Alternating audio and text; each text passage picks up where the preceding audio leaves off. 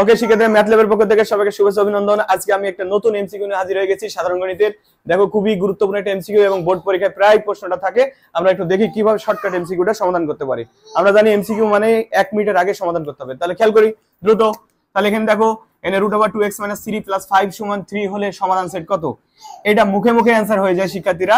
তোমরা খেয়াল করো শুধু এখানে এই যে -5টা আছে, আমরা একটু করে দেখাই তাহলে ভালো হবে। 2x - 3 ইকুয়াল, এখানে 3 আছে, এই পাশে এই +5 নিয়ে ওই পাশে যদি যাই তাহলে -5। ওকে, তাহলে এখানে 2x - 3 ইকুয়াল -2।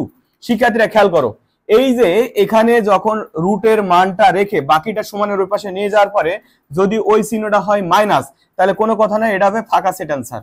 তোমার সমাধান করার দরকার নেই। কারণ কি, এই রুটের মান কখনো মাইনাস হয় না। কারণ তুমি যদি এটা ইকুয়াল করতে চাও, দুই পাশ সমাধান করতে চাও, তাহলে এই রুটের মধ্যে থেকে একটা মাইনাস মান বের করতে হবে, যা কখনো সম্ভব না। এই জন্য এটার সমাধান হচ্ছে ফাঁকা সেট। তো আশা করি শিক্ষার্থী বুঝে গেছো। ধন্যবাদ।